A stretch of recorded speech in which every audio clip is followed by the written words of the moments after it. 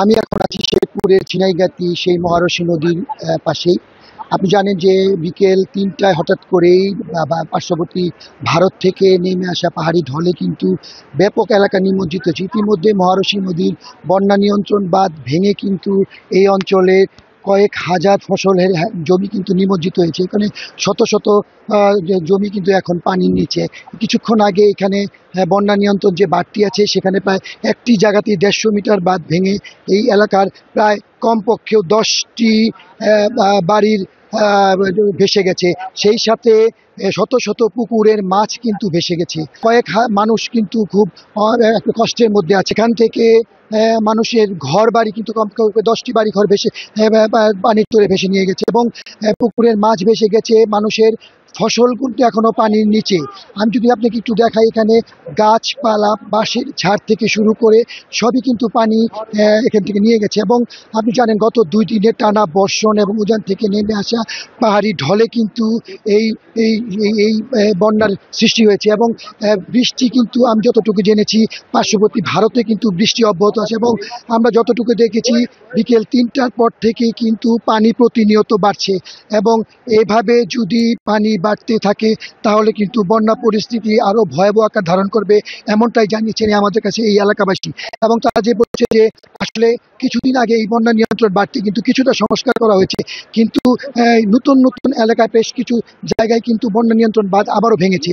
এবং এখন পর্যন্ত প্রশাসনের পক্ষ থেকে আমরা খোঁজ নিয়েছি, তারা যতটুকু বলেছে যে এটা হঠাৎ করেই ফার্স্ট ফ্লাডটি হয়েছে এবং যে কারণে তারা আসলে অবজারভেশন করছে যে এটা আসলে কোন পর্যন্ত যায় তারা দেখবে। আরেকটি বিষয় হচ্ছে যে আপনি জানেন প্রতি বছরই কিন্তু এই ঝিনাইগাতি এরিয়ায় এবং এই ফার্স্ট ফ্লাডটি হয়ে থাকে এবং এই ফার্স্ট ফ্লাডের ফলে এবার যে পরিমাণ ফসল নিমজ্জিত হয়েছে, ফসল হারানোর আশঙ্কায় কিন্তু কৃষক আতঙ্কিত। এবং ইতিমধ্যে তারা যেটুকু জানিয়েছে যে নদী তীরবর্তী যে ফসলগুলো রয়েছে এই ফসলগুলো আর বাঁচানো যাবে না এবং এই পানি যদি অব্যাহত থাকে তাহলে কিন্তু ভয়াবহ পরিস্থিতির সৃষ্টি হবে। এবং আমি আপনাকে যদি দেখাই, কিছুক্ষণ আগে আমাদের সামনে কিন্তু বেশ কয়েকটি বাড়িঘর ভেসে গেছে বাঁশঝাড়, বেশ বড় বড় গাছ কিন্তু এখান থেকে পানি তুলেছে। পানির জোর এতটাই বেশি, এখানে আসলে কোনো কিছুই তাদের বাড়িঘর হারিয়ে তারা রক্ষা করতে পারেনি। এবং তারা যেটুকু বলেছে যে এই এখন যদি বৃষ্টি অব্যাহত থাকে তাহলে কিন্তু একটা ভয়াবহ বন্যার আশঙ্কা করছে। আমরা যতটুকু খোঁজ নিয়েছি ঝিনাইগাতি বাজারে কিন্তু পানি উঠেছে এবং শেরপুর ঝিনাইগাতি আঞ্চলিক যে মহাসড়কটি সেই মহাসড়কের উপরেও কিন্তু 1 হাঁটু পানি এখন পর্যন্ত আছে এবং পানি কিন্তু কমার কোনো লক্ষণ নেই। বিকেল থেকে পানি শুধু বেড়েছে এবং বেড়েছে।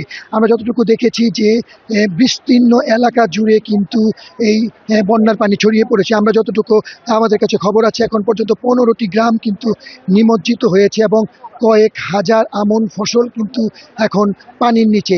এবং আসলে এই অবস্থা চলতে থাকলে ঝিনাইগাতিবাসীদের কপালে অনেকটাই দুঃখ আছে, এমনটাই আমাকে বলেছে যারা এখানকার ভুক্তভোগী তারা। এবং কিছু বাড়িঘরে কিন্তু বিশেষ করে মহারশী নদী তীরবর্তী যে বাড়িঘরগুলো আছে সেগুলো কিন্তু পানি ঢুকে পড়েছে এবং মহারশী নদীর যে ঝিনাইগাতি মহারশী পারে যে সড়ক সেই সড়কটিও কিন্তু পানিতে নিমজ্জিত। এবং সোমেশ্বরী নদীর আশেপাশের এলাকায় গেলেও কিন্তু প্রায় শত শত বাড়িঘরে এখনও পানি। এবং পানি কিন্তু যেভাবে বাড়ছে এই আশঙ্কা কিন্তু করছে যে একটা ভয়াবহ বন্যার দিকে যাচ্ছে। আমি যদি আপনাকে একটু বলি যে এই গত কিছুদিন আগেও কিন্তু এই ঝিনাইগাতিবাসী এই বন্যার সম্মুখীন হয়েছিল। আবারও নতুন করে এই বন্যা কিন্তু তারা অনেকটাই ক্ষতির মুখে পড়লো এবং এই পানি যদি আজকে পর্যন্ত অব্যাহত থাকে কালকে হয়তো আসলে এই ঝিনাইগাতি মানুষের ভাগ্যে কী আছে সেটা বলা যাবে না।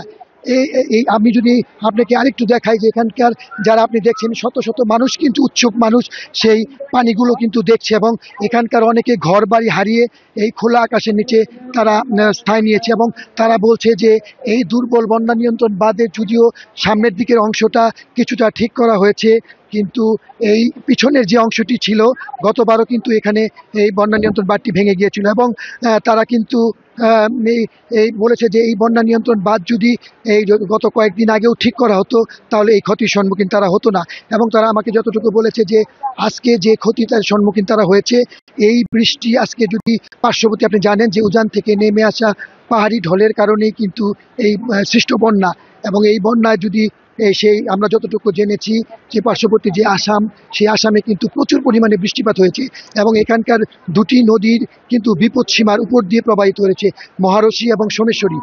আমরা যতটুকু জেনেছি যে এখানকার যে পার্শ্ববর্তী নালিতাবাড়ি, ভোগাই, সেখানেও কিন্তু বন্যা দেখা দিয়েছে এবং নিম্নাঞ্চলে পানি কিন্তু আস্তে আস্তে বাড়ছে। এই অবস্থা যদি অব্যাহত থাকে তাহলে কিন্তু বন্যার আকার অনেকটাই ভয়াবহ হবে। এই ছিল আমার কাছে ঝিনাইগাতি থেকে বন্যার সর্বশেষ পরিস্থিতি।